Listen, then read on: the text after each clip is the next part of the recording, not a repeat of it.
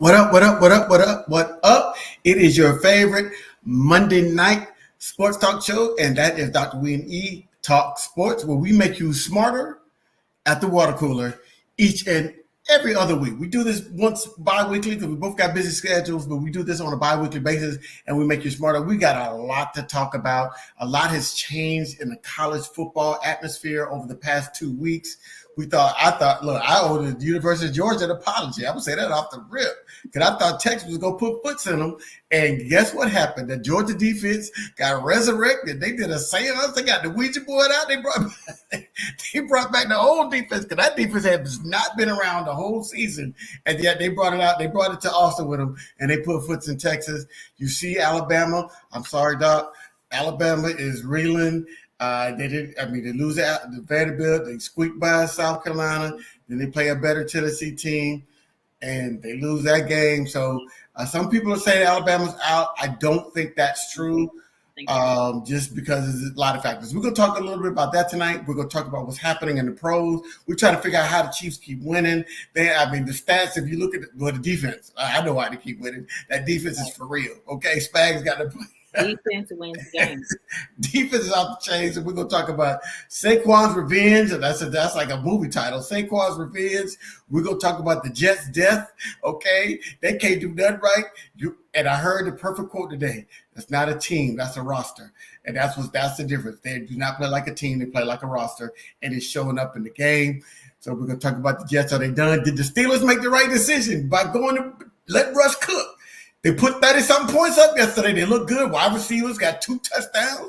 So y'all leave Tomlin alone. He never had a losing season. So I'm going to leave Coach Tomlin alone, okay? Whether you agree with it, I believe him alone. So we got a lot to talk about. We're going to talk about your favorite team. We're going to talk about how my Falcons laid a spanking egg yesterday against the Sea Chickens and let them come into Mercedes-Benz and put foots in them. So I don't see some folks lining in. Drop a comment in. Ask a question about your favorite team. We'll make you smarter. Let us know where you're watching from. And we're not even going to talk about the Cowboys because they had a bye anyway. So let's not talk about. Did they lose to the bye? Let me break my calls phone. Doc, what's going on? Cowboys are the only team that can lose to the bye. They had a bye. Let them rest until they play Sunday Night Football, the 49ers next week. They probably tied the bye. They so bad right now. I don't know. Next week, this must win. Next week actually gonna be good. The Cowboys and 49ers must win games for both of them. So maybe it will be a decent game and not a blowout. Oh, that will be a good game. I mean, watch that one. I ain't gonna lie. It's 2 teams that are desperate, 2 teams that don't have a lot offensively with all the injuries that the 49ers are they dealing really with. do. I think the whole receiver room is decimated right now because Ayuk, Debo, McCarthy. I think Debo has a better chance to come back because I think it was just an illness for him yesterday. Nothing too serious. I don't know when he's coming back. But Ayuk torn ACL and MCL. I think they confirmed that today, so he's done. The only thing he's got right now is Kittle. That's been consistent, and we're seeing right now that when you were the last pick of the draft, when you don't have all-stars around you, he's playing better than picks ahead of him.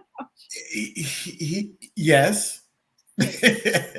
Yes, technically he is. But I will say that he's come back down to earth and he's not world beaten. System. He's not a world beaten anymore. He needs a system. Yeah, the system named Chris McCaffrey. Yeah, but even they were winning even with the others. They weren't. Shanahan's look at his record before McCaffrey got there and his record after McCaffrey got there. Well, I agree he is, but they were winning some games. McCarthy been out for how many weeks? He's been out this whole season. So I'm just saying they're not. And they're what?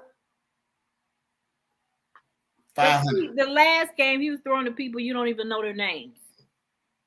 Patrick Mahomes been doing that the whole season. But he ain't Patrick Mahomes. Exactly. That's my whole point. Who is though? Who is Patrick Mahomes though? And Patrick Mahomes, technically, even though they're undefeated, he don't look that good this year compared to his. He doesn't, but guess what? So, exactly. You're making my point for me. Patrick Mahomes is playing terribly. He threw for a $146 yesterday. He threw 2 picks, no passing touchdowns, and yet they blew doors on the 49ers. That's supposedly, allegedly a good team. And he had that 133-yard. He's Patrick Mahomes. He has key plays when he needs to make key plays.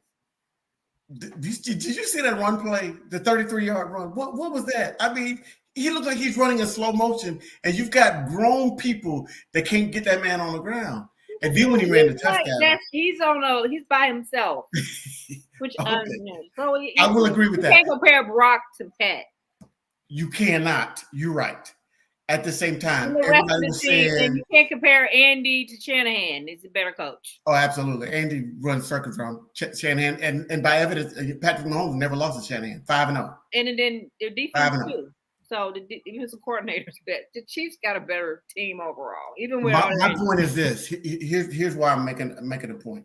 Last year, people were talking about how like Brock Purdy was in the MVP conversation, and they're talking about paying this man because he's on his rookie deal, and when you're that late of a draft pick, you don't get the 5-year deal, you don't get the 5th-year option. You got 4 years to make a decision on this dude, and that's going to be a $50 million decision. They're gonna pay him. They are gonna pay him now. He's gonna be the next man up, and if he can't play well when he doesn't have all his weapons, they can't pay everybody when they pay him $50 million. I agree, but they're gonna pay him though. Oh, they're gonna pay him, and they're gonna reap what they sow. That's what I'm saying. That's the only thing. The Brock Purdy thing. Brock Purdy, I would not pay Brock Purdy more than $30 million a year. That's what I'm saying.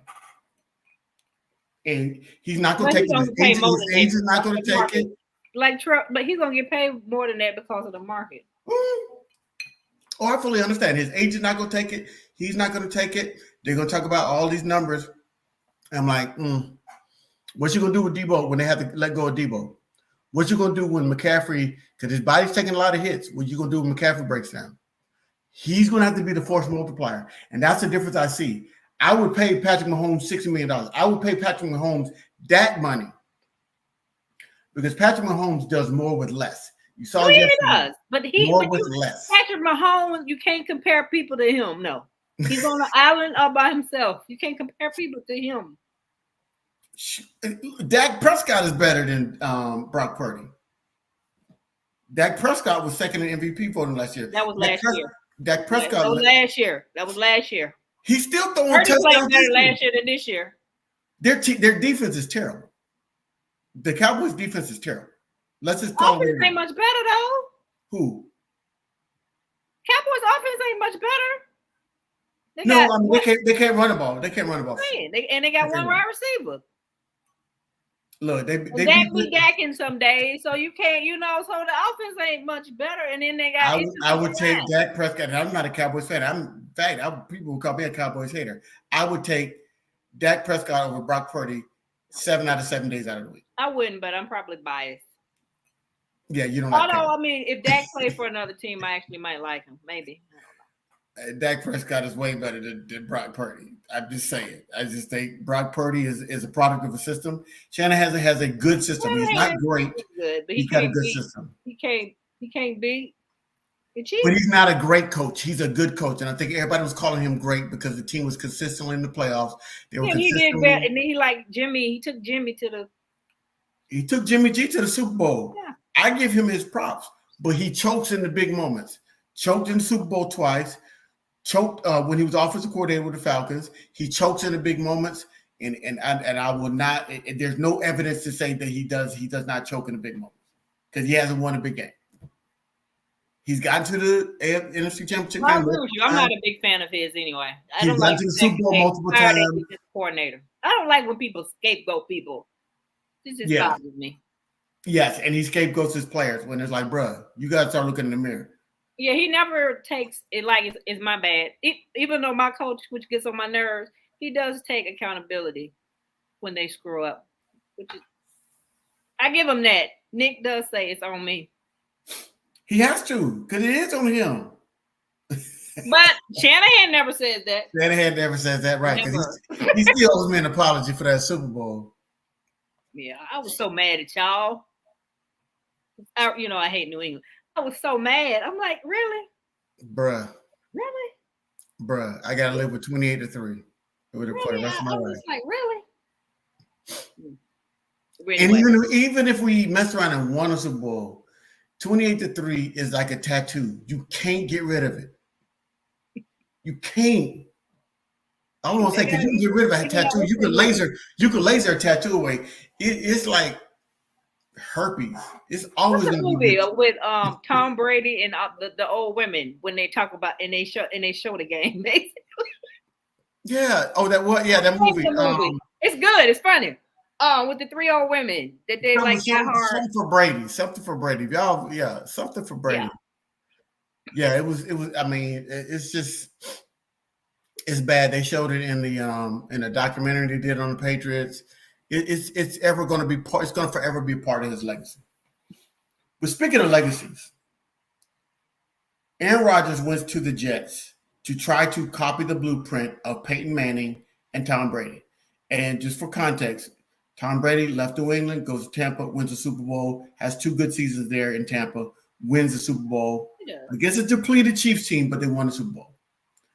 Peyton Manning leaves Indianapolis, goes to Denver, goes to 2 Super Bowls, wins 1. Yeah. With a great defense, because by then his arm was. So did Tom had a good defense. Tom had a great defense. Tom had a good defense too, and he had good offensive weapons. Peyton had a great defense and a noodle arm, but it doesn't matter. They won. They galvanized that team with the players that they had, and they won. But Aaron Rodgers, although he's a great quarterback, he's no Tom Brady. He's not a team person. He's diva. He's not going to work with his wide receivers. He figures they're going to whatever.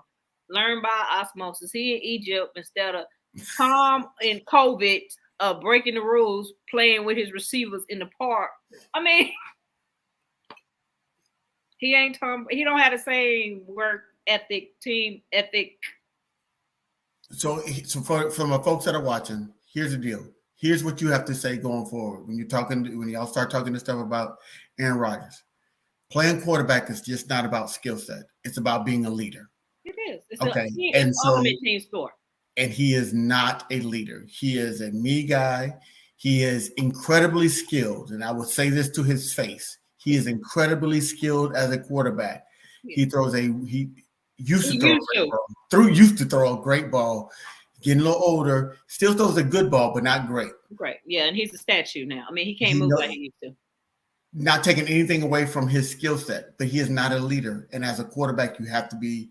If you're not a leader, you're a quarterback, you got to have somebody on that team that is, and nobody on the Jets team is right now. No, and then every week is something new. It's not going to work. You need to stick to it and see what works instead of switching something every week. Fire the coach.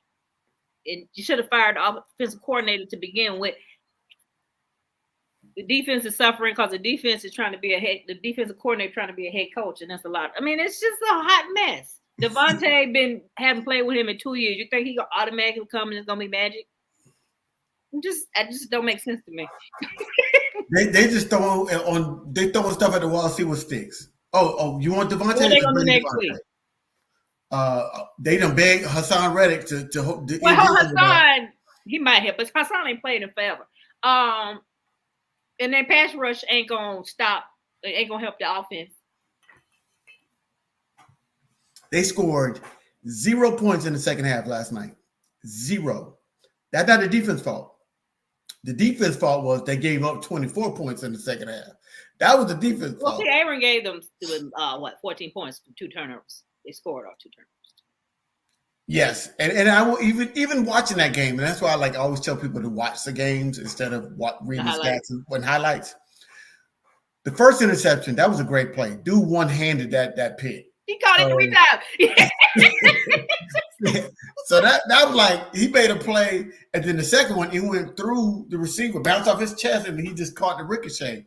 So I won't put those 2 interceptions on Aaron, but it did flip the game. It was weird though, because when they talked to him after the game, he was like, he used to watch Aaron, and he's like, he basically knows his patterns because he don't switch up nothing, he don't do no motion, no nothing. So he knew where the ball was gonna be because he knows it. And I think Aaron reminds me of, he's an old athlete still living off of 5 years ago. In his mind, it's 5 years ago. In his mind, he's 35, and the NFL is playing like it's 5 years ago, where you need to use motions and all those things to scheme players open. He thinks, oh, I just got better guys over here. They're just going to get open, and I'm going to throw this perfect pass at them every single time, because that's what he did 5 years ago. That's not the way the NFL is now. The athletes are too fast, too good. Defensive coordinators are too good. I mean, you see what Spagnuolo is doing in Kansas City. That defense is phenomenal. It is. And there's only got one guy that I can name. I can name two. Jones. Chris Jones and Karlaftis. Those are the only two guys I can name off that defense. But they are phenomenal, and they play great team defense, and they get at you, and they are relentless, and they play 4 full quarters. So when you play the Chiefs, it ain't just, I got to beat Patrick Mahomes. I got to play this defense, and I haven't seen anybody put more than 20, 21 points on. I don't see it. And it's like, even Shanahan's supposed to be a genius. Nope. That game yesterday was just, I'm just like, really? I don't know how they're winning. I mean, feel like it's getting worse, and it's like more people. It's like they're dropping like flies, but they get more injuries. Like, you think people coming back? I mean, Juju walked off the field yesterday with a hamstring injury. You don't have the car wreck dude. What's his name? The guy that hurt the leg. His name too. Your number Rasheed Rice. Lost Rasheed Rice. Running back is out. You lost Pacheco. Your boy Travis Kelce looks old and about ready to go. Well, you know, he's hit or miss. He was last season, and he won the Super Bowl. Yeah, and he showed up in the playoffs, which is, I guess, he's trying to pace himself again for the playoffs run. I mean, then you got the rookie receiver, but he's about big as this glass I'm holding up right now. Yeah, I mean, he's a rookie. I mean, you know, he's and how much can you rely on a rookie? So yeah. You got your younger tight end that's playing pretty well, and a bunch of guys, and they're winning. And they're winning. They got Andy Reid and Pat. Because Kareem Hunt was a good pickup.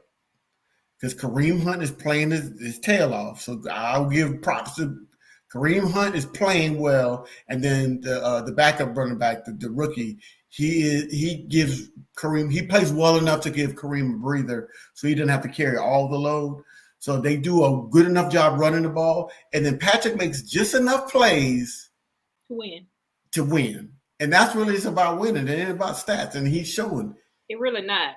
Just winning. Well, that had better stats last year, but look at that and his garbage stats. That, you know, that don't get you anywhere at the end. Well, that had great stats, much better stats last year. And guess what? Green Bay came in there in the first game of the playoffs and put foots in. That was wonderful. They haven't been right at home since. Since Green Bay beat them, they haven't been right at home. They have not been right at home. They get stomped out at home. Man, Detroit was like, this is for last. This is for that play last year when they got robbed.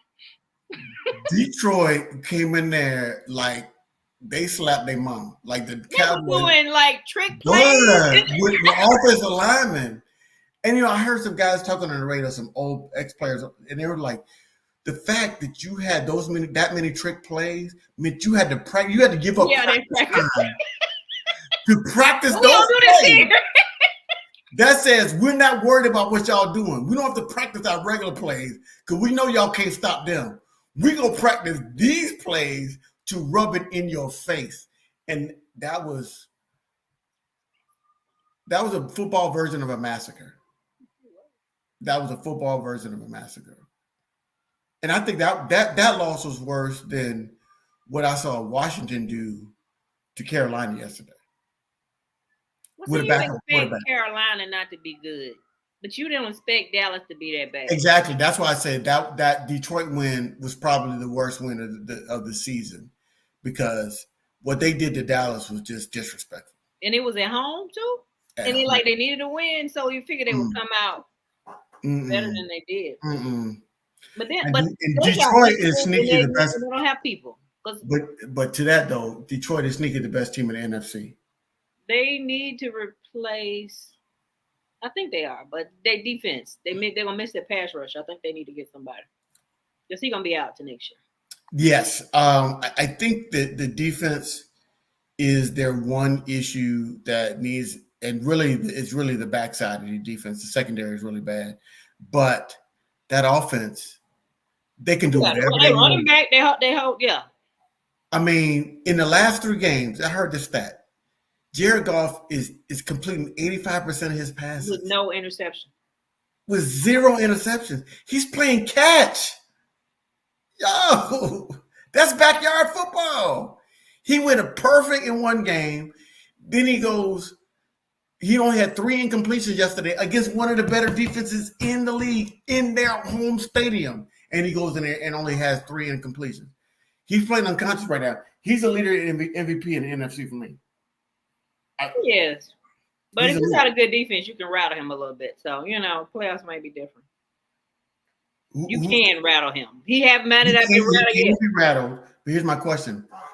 Who, outside of the Chiefs, but they're in the AFC, what NFC defense do you think can rattle him?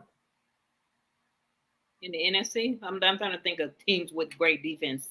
Minnesota has a good defense, but they didn't yesterday, obviously. But even though that game was close. It was close. But remember, part of the reason why it was close is because the Vikings got a scoop and score. Because your boy Montgomery fumbled the ball. Otherwise, that was a touchdown that wouldn't have been on the board. I'm trying to think who else got a good defense in the NFC. I think that your defense, and by your, I mean, but see, they're when they show up. If they show up. But see, we can't really go off the Browns and the Giants. I mean, the Giants defense, offense is awful. No, what was the game? It was a standalone game. What was that? The Saints? It was the Saints. They did great. Saints. And they did. The Buccaneers, the game after that, they were nowhere to be found. So I don't. That's what I'm saying. If they show up, y'all got the potential, but you don't play consistent every week. I don't know if I trust to be consistent, but that was 1 game because I think the defense has been good. Other than they were just atrocious that day. I don't know if it was the Heat, the offensive coordinator was, play strategically to wear out your defense. Because they were out there all day for one, because we kept getting three and outs.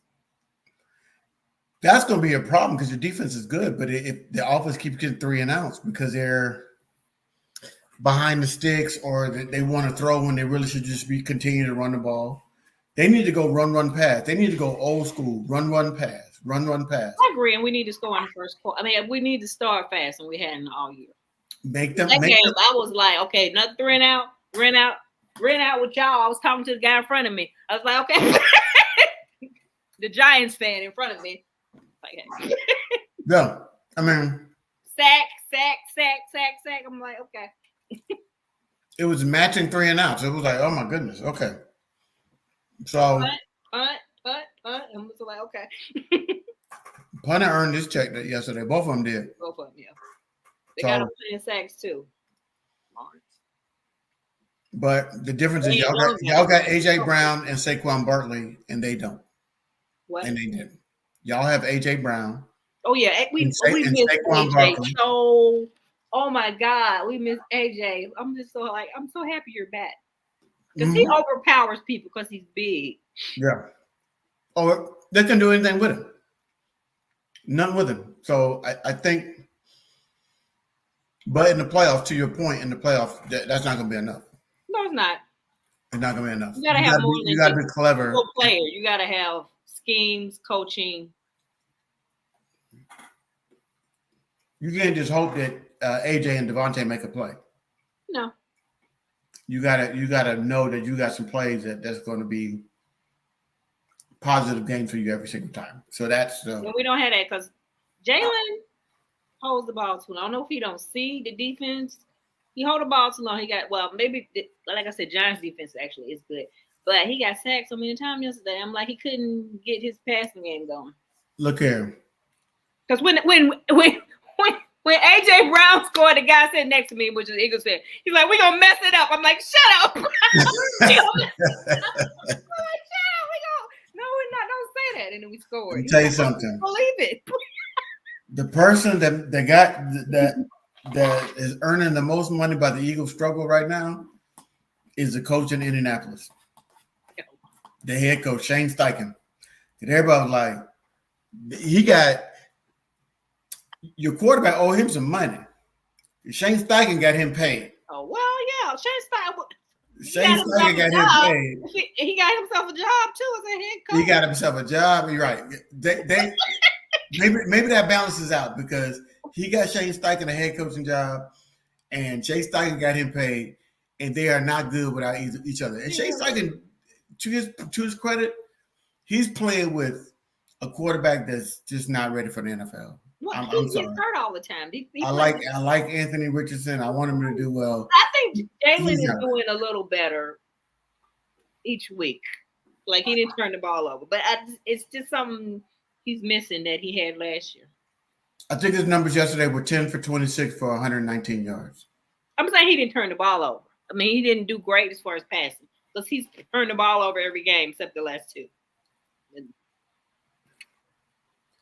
You can't lower your standards. You can't lower the standards just because the player's bad. He didn't turn the ball over. That's points. Especially when you play a good team. It is. You turn the ball over, that's points. If you play a good team. They played Tennessee. That's not a good team.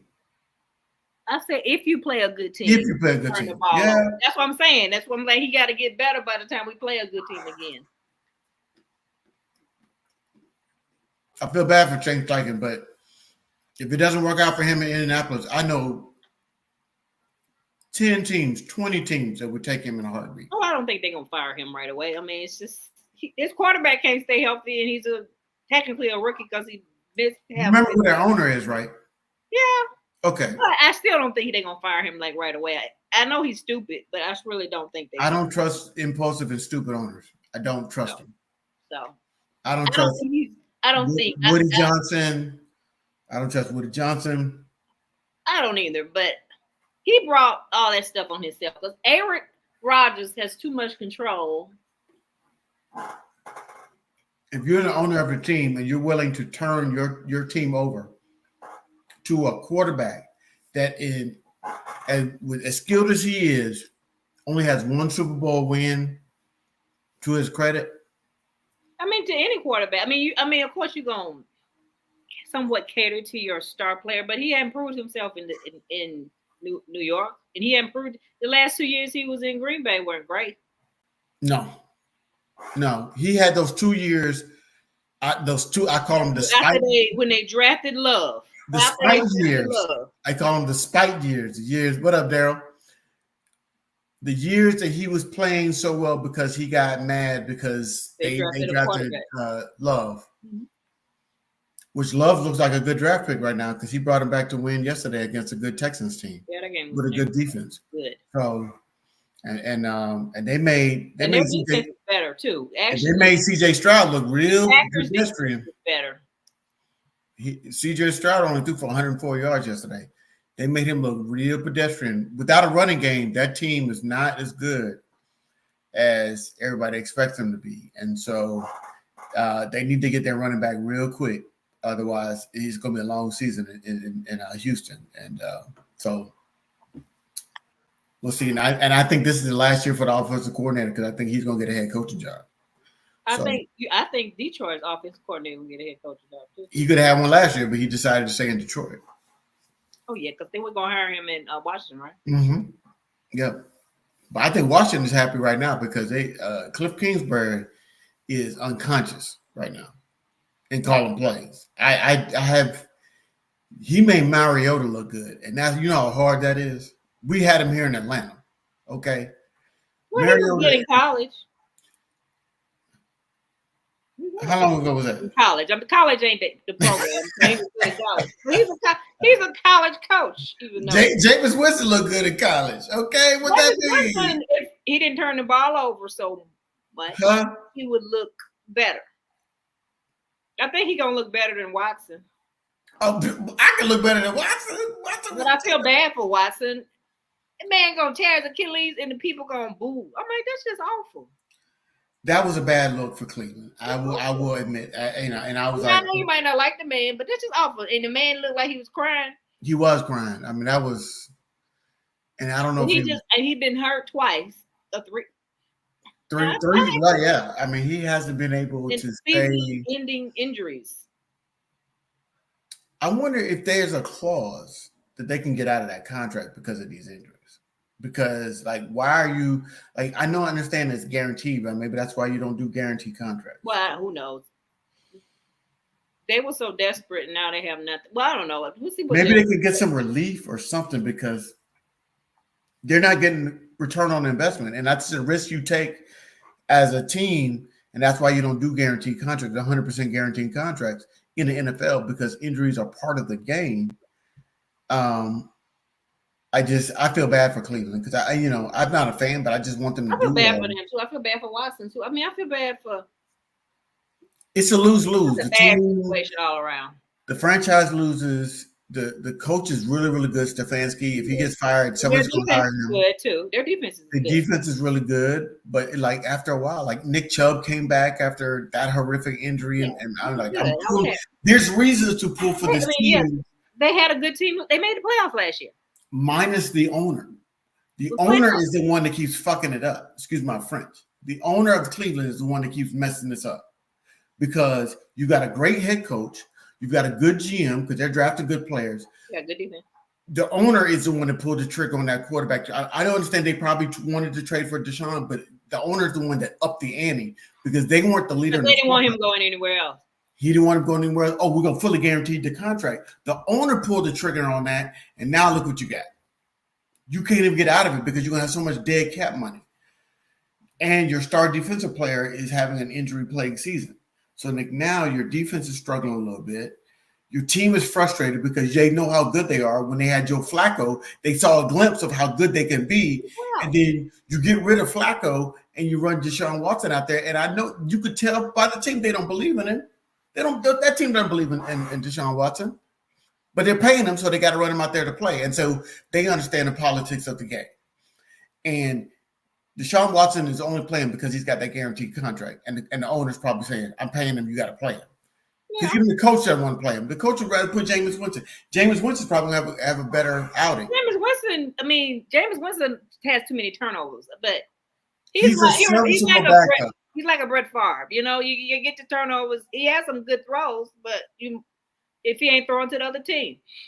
As long as he follows Stefanski's model, he'll be all right. And they'll be competitive. I don't know if they'll win games, but they'll be competitive with Jameis Winston. But every once in a while, it's like he's got a short in his brain. Well, he'll throw it, and I'm like, why are you making that throw? Why are you trying? And then it throws to the other team.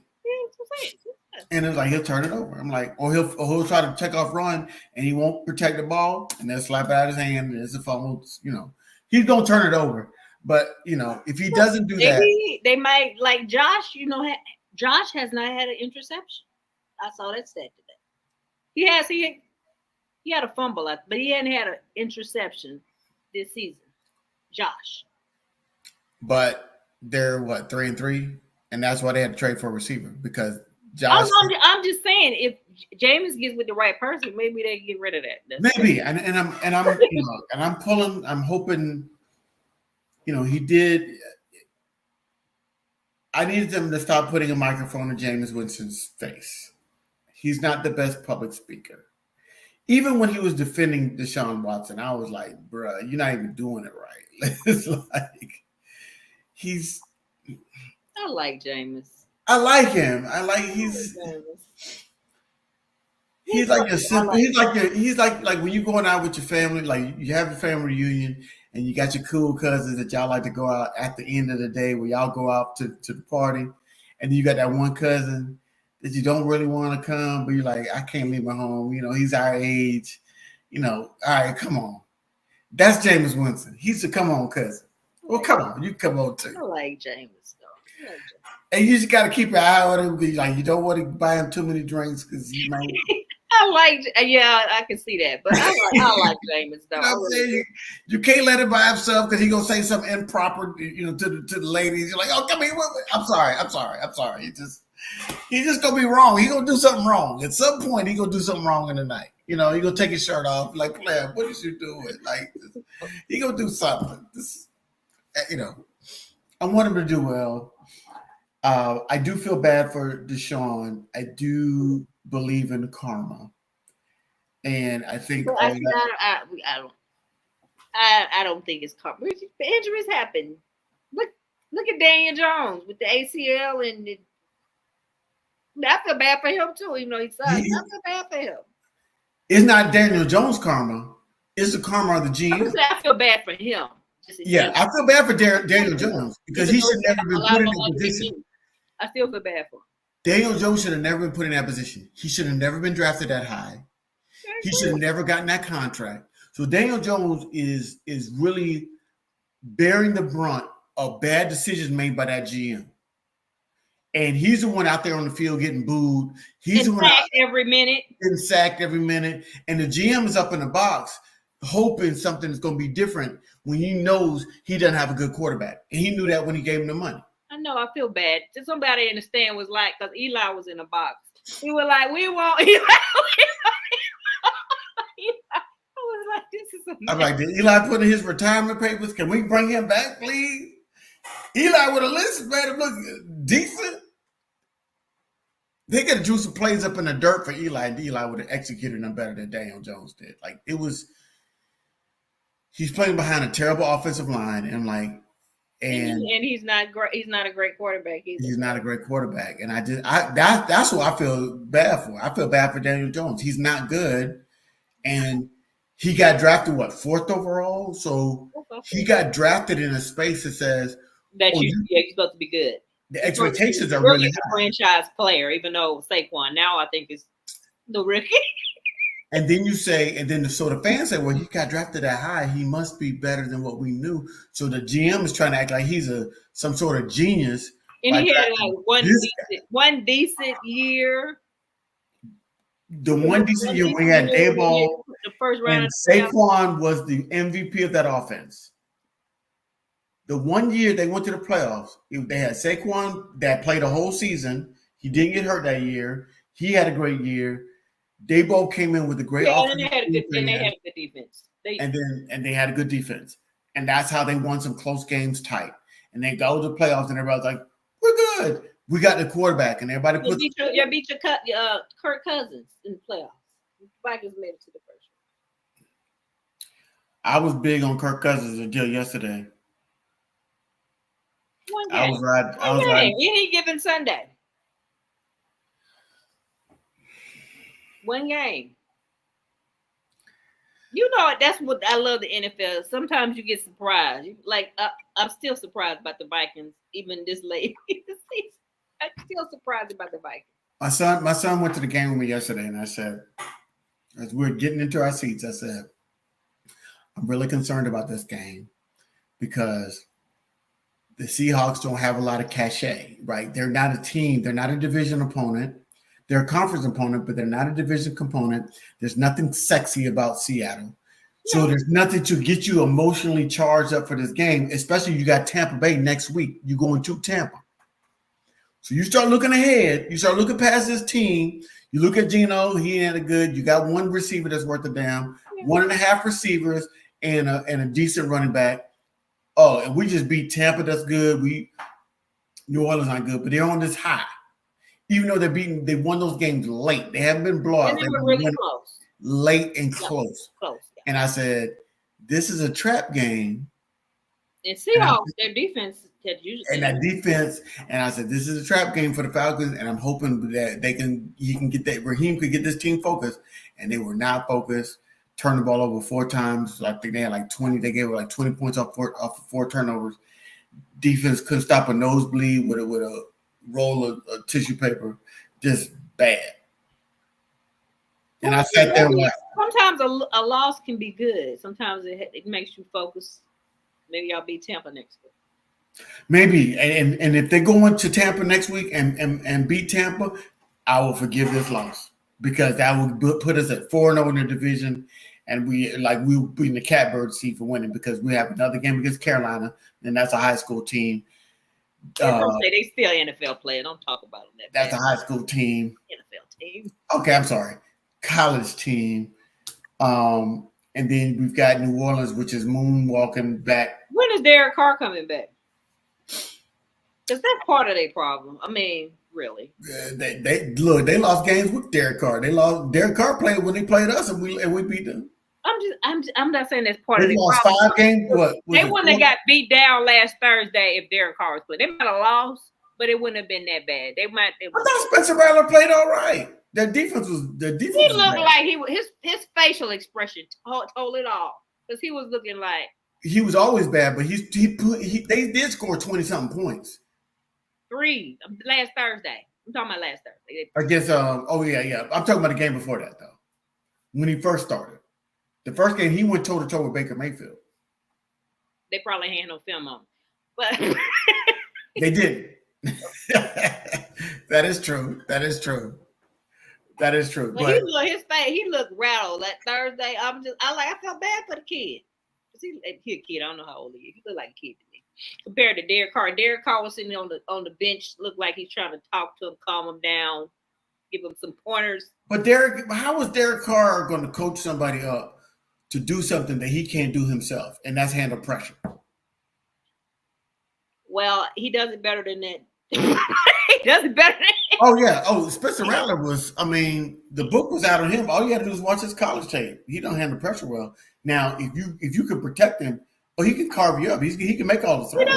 He does look like he has a good arm, but he looked like he was just like overwhelmed. He was at one point coming out of high school. He was the top quarterback in the country, and that's how he ended up Oklahoma with your boy that's at USC now. And then he was at Oklahoma. He was the golden child. Started smelling himself, as my mom would say, and started reading his own press clippings, and then thought he was better than he was. They recruit Caleb Williams to come. He gets mad about that, and they end up like, we like Caleb Williams better. They started Caleb Williams. He transfers to South Carolina. He finishes his career at South Carolina in relative obscurity, and still good enough as a quarterback to get drafted in the NFL. I think he got drafted like the 4th or 5th round because of that arm. He can still make all the throws. You can't take that away from him. He's got the size. He's got the ability. He's mobile enough. He can be a good backup in this league. He can be a journeyman here and there. You saw he like I said, he first start 20-something points. That's pretty good. I mean, you don't see. Look at what's happening in Miami right now. They can't break 20 points. They can't break 15 with guys that have been. Be back next week. With guys that have been playing in this league for a while, not a rookie. Rookie comes in with the Saints and drops 20-something points. Legitimate, veteran backups in Miami, and that's an indictment on the coach. You've got Huntley and. They had like 3 guys, and they all came in and like they can't do anything. And I'm like, bruh. And you got weapons. You got Tyreek Hill. You got Jalen Waddle. You got Achane. You got a real good running game.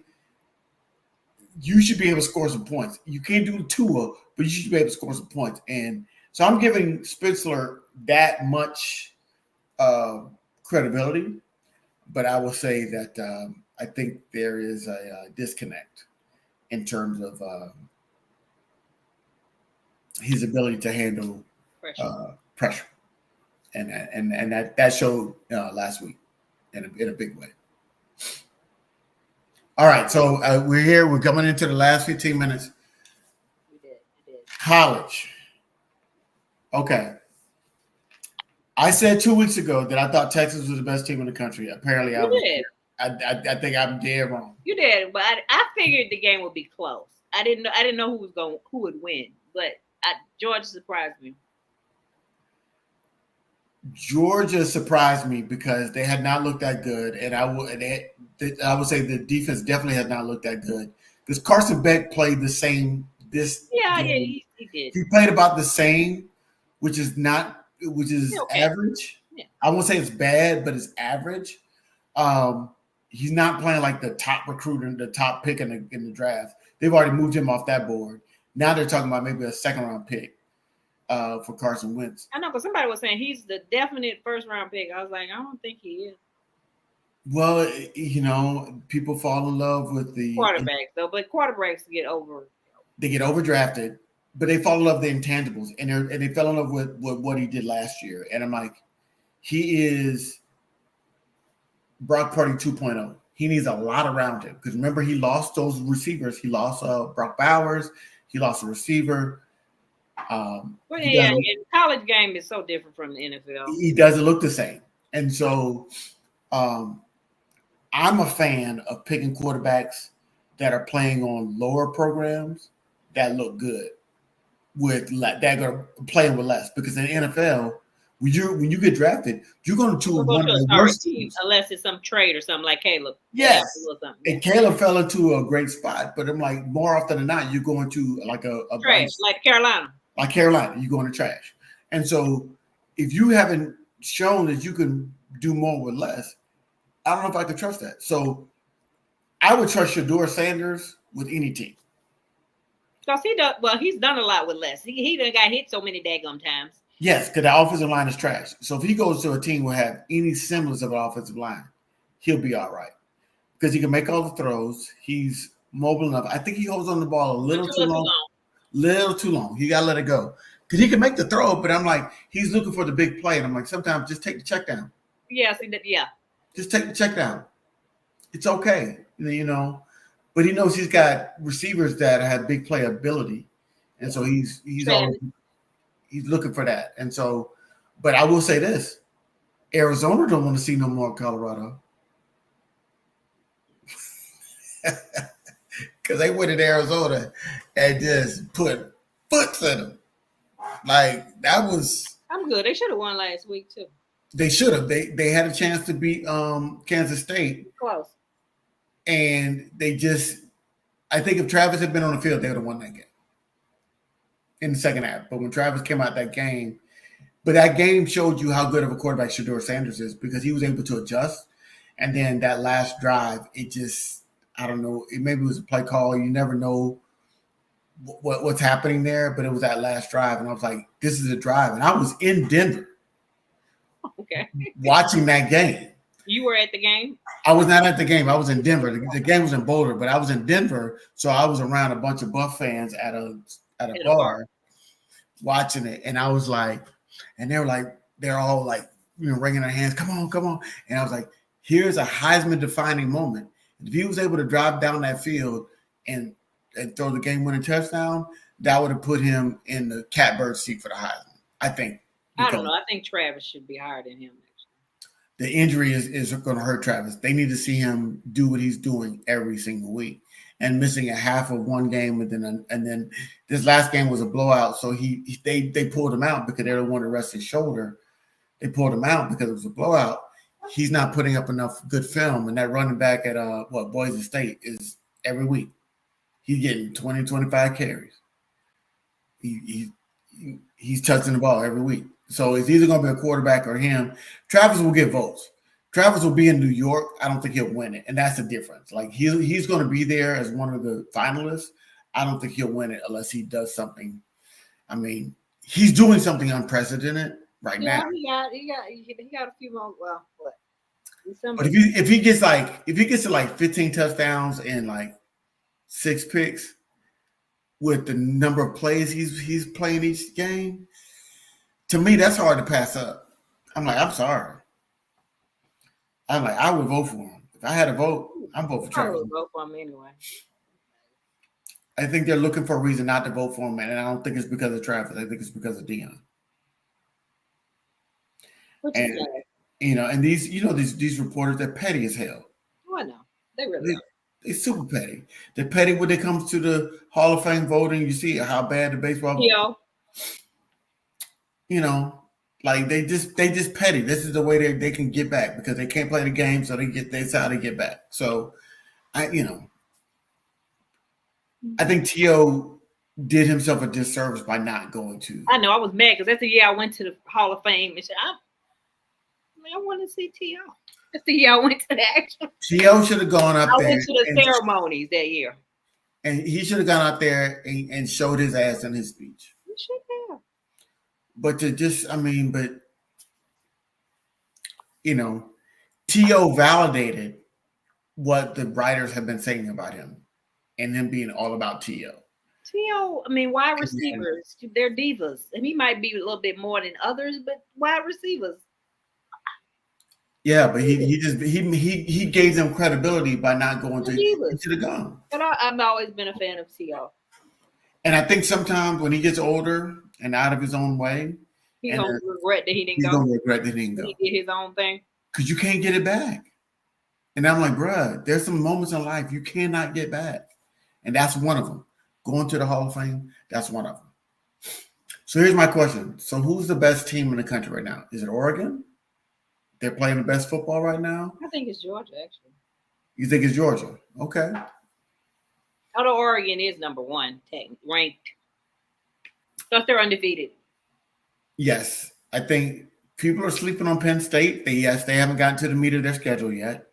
But I think Penn State, I don't think they're the best team in the country, but they're playing well. But I think that coach is like Shanahan. He's gonna mess up one of those games. I think Georgia, kryptonite is Bama.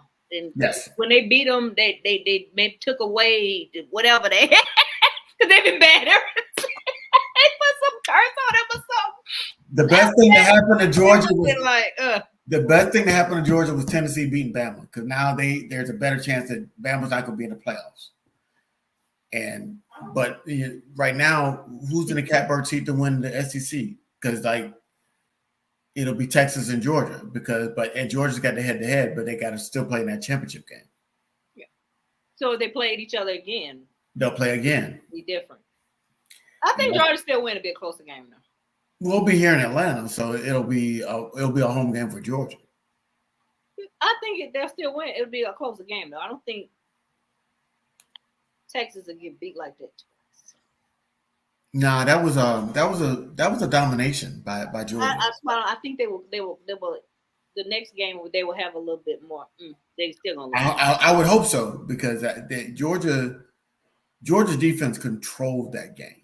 It wasn't even close. Like Quinn Ewers had no opportunity to throw the ball. Like every time his back foot was hitting the back, there was somebody in his face. It's like he was running for his life, throwing the ball away. Like that Georgia defense was ferocious that day. I was impressed. I said, that's the defense I'm used to seeing from Georgia.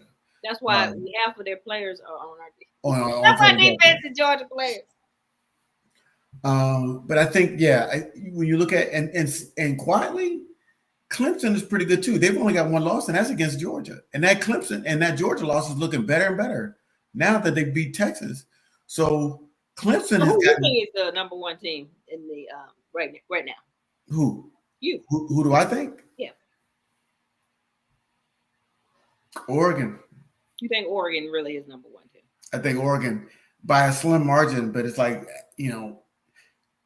and Ohio State, but they haven't played anybody yet.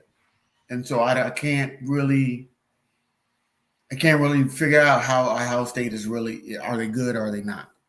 So we'll see when they play somebody.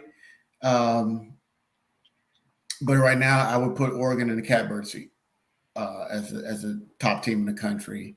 But they're going to find a way to F it up. And I hope so, because I don't like that coach. I don't really care for him either. But after that flu. I wanted them to win though, and it was them in Washington, right? When they're 2-3. Yeah, but that foolishness he pulled with Deion last year, that soured me on him. Like, they're doing it for clicks. I'm like, bro, why you have the media in here? You giving this whole grandstand? He doing that for clicks. He was doing his speech for clicks. He was doing his speech for clicks. I'm like, bro, you've been a straight hypocrite right now. Right? And then you try to run up the score on them. I was like, okay.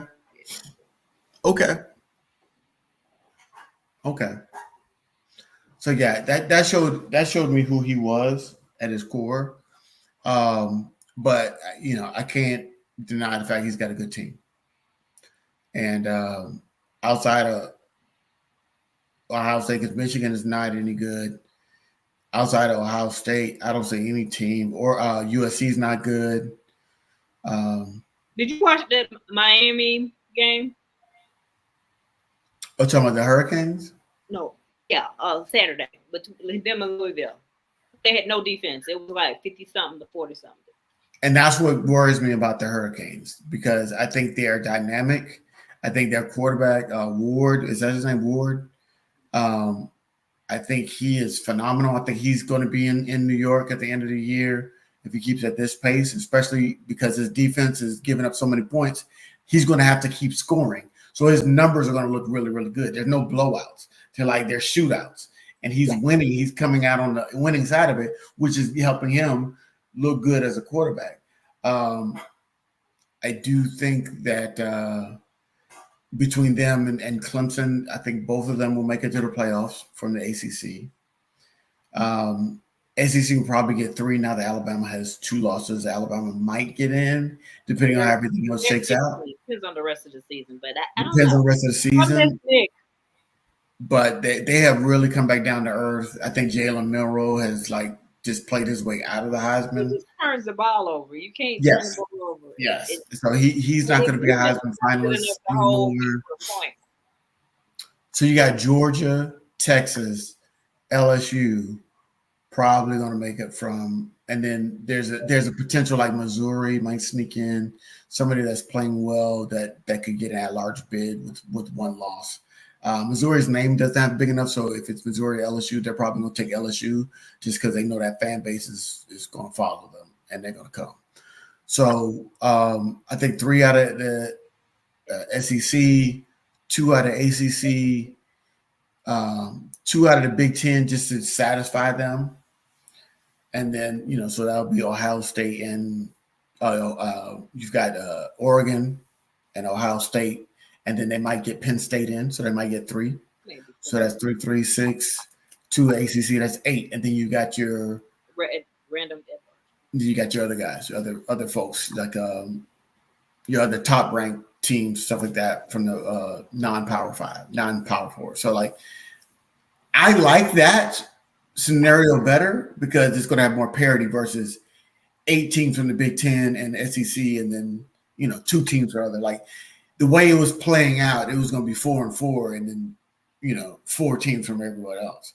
Now, because there's these super conferences, they're beating up each other, and so they're dropping. Which is good. Because I think the best football conference is the SEC. Because who is it? Is it it's okay? It's SEC, Big 10, Big 12, and ACC.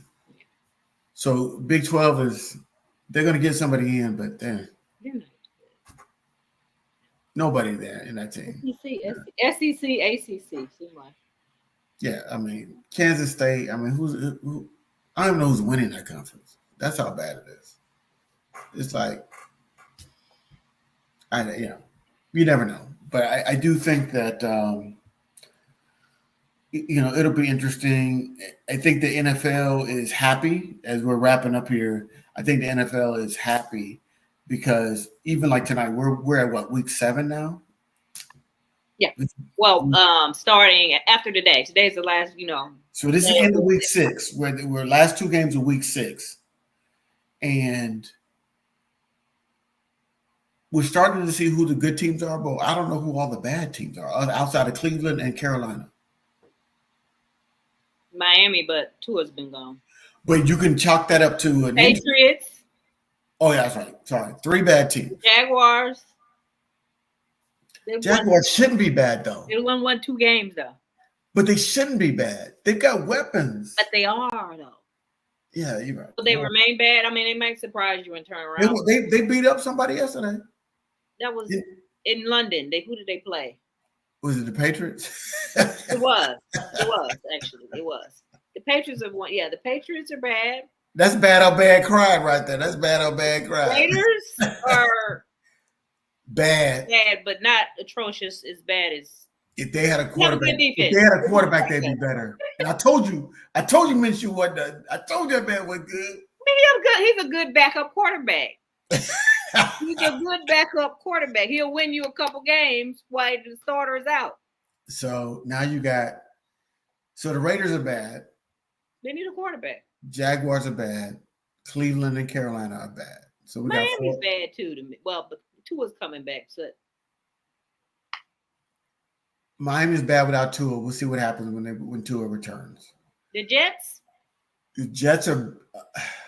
So like the Jets are like the Bengals. But for them to make the playoff, they got to win what? Their records are bad. Their 8 records are out of 10 of their final the games. Bengals and the Jets are both what 2-5 now, right? That's the same record as the Jaguars, and you call them the Jaguars bad. The Bengals, I would say, are above the Jets, even though their record may be. But you just said the Jaguars are bad because they're 2-5. No, I said the Jets. I thought you said the Bengals. I'm sorry. Yeah, that's what I'm talking about, the Bengals. But I'm saying you said the Jaguars are a bad team and they're 2-5. I know, but the even Jets though are they're 2-5, and so the Bengals are 2-5. The Bengals 2-5 is better than the Jets 2-5 and the Jaguars 2-5. Because Burrow, they have a quarterback that actually can play well. Their defense is the problem. Lawrence is not good enough, and I don't know. And then the Jets are just a hot mess. The Jaguars, I don't know what's going on with them. The Jets are a hot mess. The Bengals, their defense, and I think some of his defense is terrible. Too. I think some of his coaches. I think Trevor Lawrence is coming back to the mean. I think that quarterback draft with him and Justin Fields, and I forgot who else came out after that. They had like 5 quarterbacks drafted. Mac Jones was in that draft. That draft of quarterbacks is not looking real good right now. Because I think the only one that's starting is Trevor Lawrence, and that's just because they paid him the money. Well, he's better. Mac Jones is his backup. Yes, so they're on the same team. So like that quarterback draft, everybody was like, "Oh, this is a great quarterback draft," and it turned out to be garbage. I feel bad because Trevor was actually great in Clemson. Shit, the best quarterback in that draft is Brock Purdy, right? Now.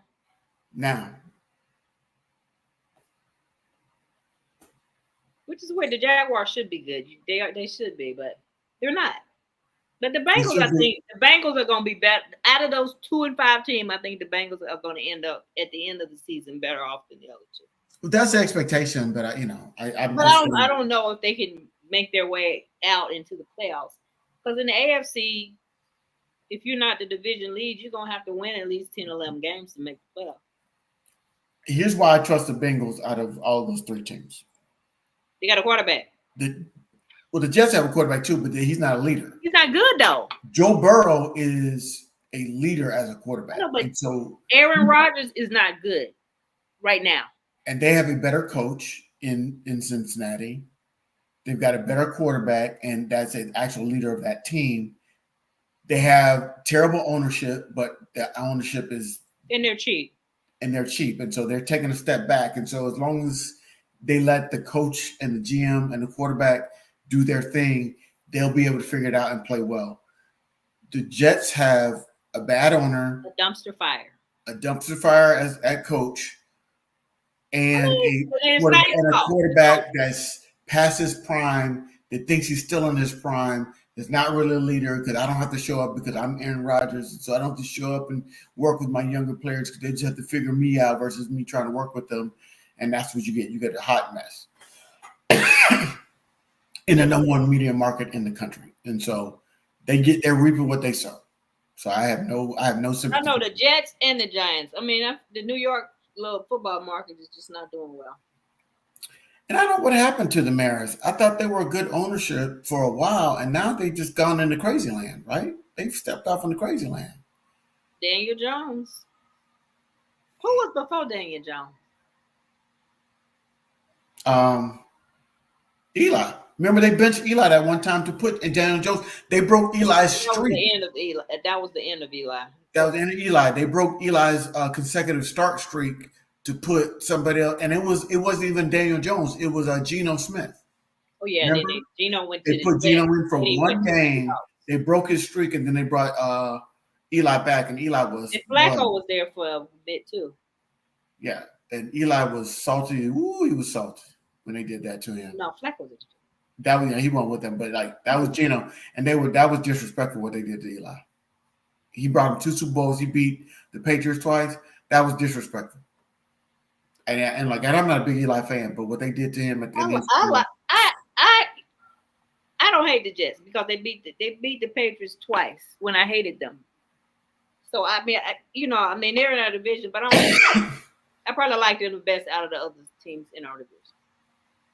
Well, I because do think the way that the Commanders did what they're supposed to do. When you get a bad team, you're supposed to beat the brakes off of them, and that's what they did to Carolina. And that's what says that they're a good team.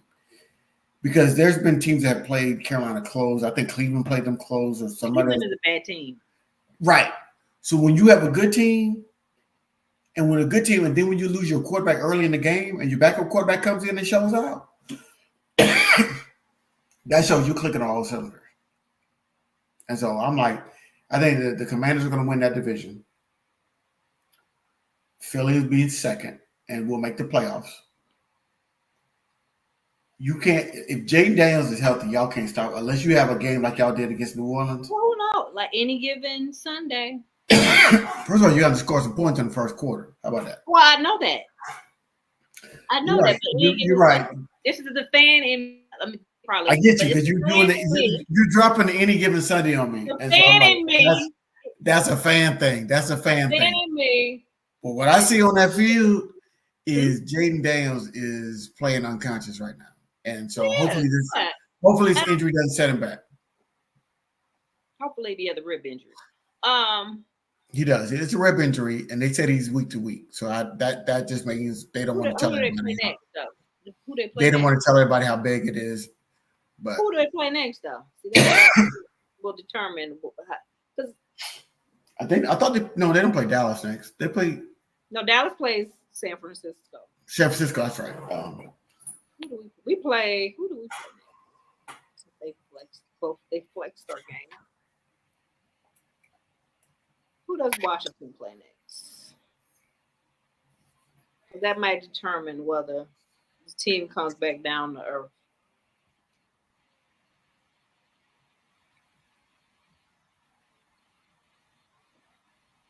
Who do y'all play next? Y'all play the Buccaneers.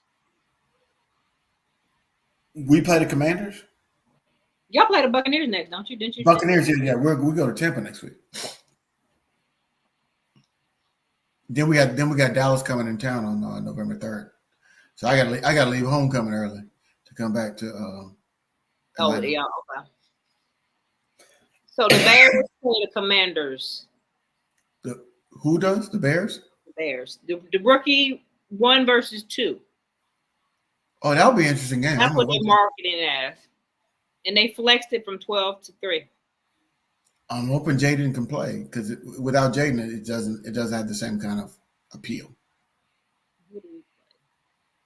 Which is probably that rib injury didn't seem as serious because when he came back in the game, he raised his hand up, he was smiling. And if you got a real rib injury, guys that talk about having a rib injury, they said they can't even breathe, they can't lift their arm above their head. It hurts. So like the fact that he came back out and he was smiling, they were like, we're playing a bum ass team. Why are we going to put you in harm's way? Mariota was giving it to him. They said, and we got the Bears next week, and they have a winning record. Where is it? Is it in Chicago or is it? I think it might be. Is it Washington? Is it Washington? Oh yeah. So yeah, and they got something to prove next week against Caleb and the number 1 pick. You know, it's manufactured, you know, but it is what it is. They want to show out against the Bears, and they're gonna try it. They're gonna give it a shot. So it should be maybe. Hopefully, it's a good game. I'm looking forward to it. I watched it 3:00. So yeah, we play at noon, and we play the Bengals. We'll see how that goes. That's gonna be interesting too. So there's some real interesting game next week. But yeah, I gotta run. I need some water, and I gotta get some dinner. So we're gonna shut it down right here. Thank you all for joining us. I saw a bunch of people in and out watching. So thank you all for joining us. 2 weeks is what? Homecoming. That's the Monday. Monday after homecoming. Okay, I'll be here. I'll give a homecoming recap. Or 6. Whatever day. What's that? 2 weeks. That'll be next week is the 28th, and then the homecoming is the 4th. So yeah, the homecoming is the weekend, but we'll be the weekend after homecoming. So yeah, we'll do a whole recap, chill with y'all. Hopefully we'll have some. Hopefully we'll win that game right there. Pissed me off. FAMU. Look, I'm just saying it made me mad. I was like, how we gonna it lose? pissed me off too. I'm just saying. I'm trying to protect my peace. So I always want to crack that one because we'll be on here for another 15 minutes. I'll be mad about what's going on. But hopefully we can get it together next week. Coach Colby's got to do something with that offense. He's not giving me anything on the offensive side of the ball. And he got to not turn the ball. Got to start, yeah. So he's got to figure that part out. So, all right. We'll see y'all in 2 weeks. All right.